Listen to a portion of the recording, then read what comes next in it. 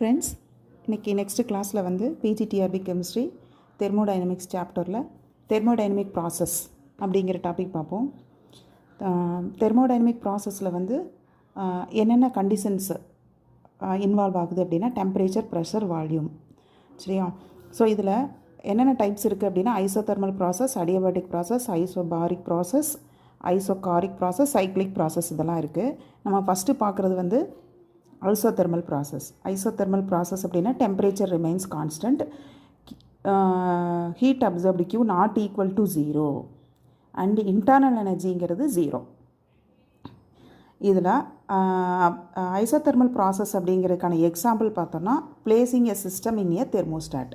Thermostat அப்படின்னா நம்ம வந்து ஒரு கண்டெய்னரில் வாட்டரை பாயில் பண்ணிவிட்டு அந்த பாயில் ஆகிட்டு இருக்கிற வாட்டருக்குள்ளே வேறொரு கண்டெய்னரில் நமக்கு தேவையான சொல்யூஷனோ அல்லது ஏதாவது ஒரு சப்ஸ்டன்ஸ் எடுத்து நம்ம ஹீட் பண்ணுறோம் அப்படின்னா அது வந்து தெர்மோஸ்டாட்டு அப்படின்னு சொல்லுவோம். அதனால் இங்கே வந்து டெம்பரேச்சர் ரிமைன்ஸ் கான்ஸ்டண்ட்டாக இருக்குது அப்படின்னு சொல்லலாம். இதுக்கான எக்ஸாம்பிள்ஸில் வந்து Boyle's law is governed by the isothermal process.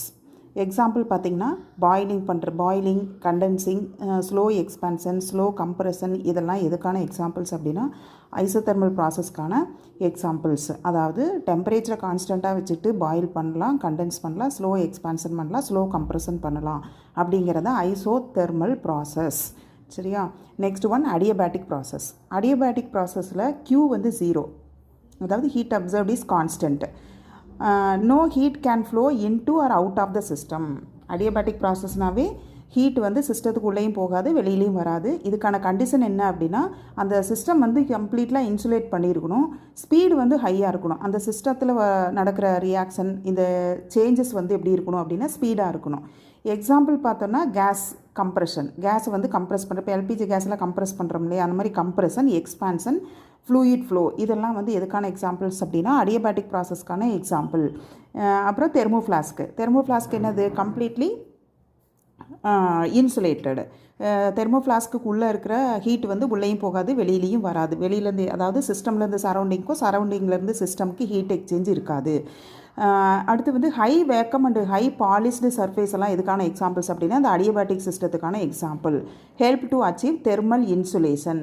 So thermal இன்சுலேஷனுக்கு எது ஹெல்ப் பண்ணுது அப்படின்னா high vacuum and highly polished surface எல்லாம் வந்து தெர்மல் இன்சுலேஷனுக்கு ஹெல்ப் பண்ணும். சரியா? ஸோ நெக்ஸ்ட் வந்து பார்த்திங்கன்னா இதுக்கான ஈக்குவேஷன் அப்படின்னா PV gamma equal to constant. அதுதான் இதுக்கான ஈக்குவேஷன்ஸ். அடுத்தது adiabatic process is reversible with constant entropy for ideal case.